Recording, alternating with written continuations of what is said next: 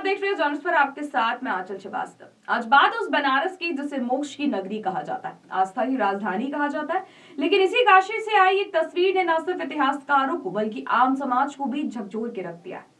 सवाल उठ रहा है कि क्या विकास के नाम पर इतिहास और आस्था को कुचल दिया गया है। बनारस के विश्वविख्यात मणिकर्णिका घाट पर देवी अहिल्याबाई होलकर की प्रतिमा और घाट के एक हिस्से को ध्वस्त किए जाने का मामला अब तूल पकड़ता जा रहा है। ये वही देवी अहिल्याबाई हैं जिन्हें लोक माता कहा जाता है, जिनकी न्यायप्रियता, दानशीलता और लोकहित के कार्य आज भी मिसाल माने जाते हैं। जरा विडंबना देखिए, एक और देश भर में उनका त्रिजन्म शताब्दी समारोह मनाया जा रहा है, तो वहीं दूसरी ओर उनके द्वारा बनवाए गए घाट और उनकी प्रतिमा को नुकसान पहुंचाए जाने की तस्वीर सामने आ रही है। मणिकर्णिका घाट सिर्फ एक घाट नहीं बल्कि हजारों वर्षों की आस्था, परंपरा और इतिहास का साक्षी। ये वही स्थान है जहाँ जीवन और मृत्यु आमने सामने खड़े दिखाई देते हैं। मान्यता है कि यहाँ दाह संस्कार होने से मोक्ष की प्राप्ति होती। धर्म शास्त्रों के अनुसार भगवान शिव के कान की मणि इसी स्थान पर गिरी थी, इसी कारण इसका नाम मणिकर्णिका पड़ा है। इतिहास के पन्ने बताते हैं कि वर्ष 1791 में इसी घाट का निर्माण देवी अहिल्याबाई होलकर ने करवाया था। उन्होंने अपने शासनकाल में सत्ता के वैभव पर नहीं बल्कि जन कल्याण और धार्मिक स्थलों के पुनर्निर्माण पर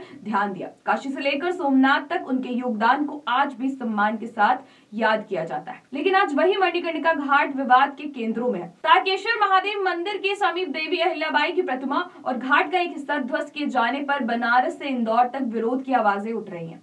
इतिहासकार सवाल उठा रहे हैं कि क्या किसी भी विकास परियोजना से पहले विरासत और प्रतीकों को सुरक्षित रखना सिस्टम की जिम्मेदारी नहीं थी। प्रसिद्ध इतिहासकार डॉक्टर कैलाश चंद्र पांडे कहते हैं कि देवी अहिल्याबाई शिव भक्त थी। उन्होंने मणिकर्णिका घाट का निर्माण विशेष धार्मिक उद्देश्य से कराया था। उनके अनुसार अगर वहां कोई विकास कार्य होना था तो प्रतिमा को पहले ही सुरक्षित स्थान पर स्थापित किया जाना था, इसे बचाया जा सकता था, लेकिन लापरवाही ने इस घटना को जन्म दिया। वहीं होलकर वंश के इतिहासकार और पूर्व कुलपति डॉक्टर शिव नारायण यादव का साफ कहना है कि ये सिर्फ एक प्रतिमा का नुकसान नहीं है बल्कि इतिहास और सांस्कृतिक धरोहर के प्रति हमारी सोच पर सवाल है।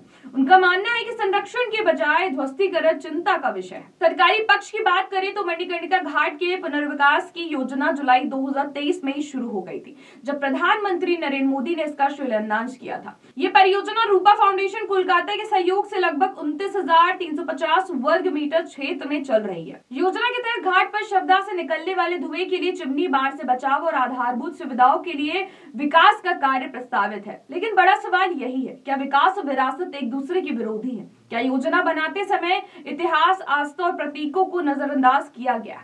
और अगर अनजाने में हुआ है तो जिम्मेदारी किसकी है? आज बनारस सिर्फ एक मोक्ष की नगरी नहीं है बल्कि एक बहस का केंद्र बन गया। बहस इस बात की कि क्या हम अपने अतीत को सहेजते हुए आगे बढ़ सकते हैं या हर विकास की कीमत हमारी सांस्कृतिक पहचान को चुकानी पड़ेगी।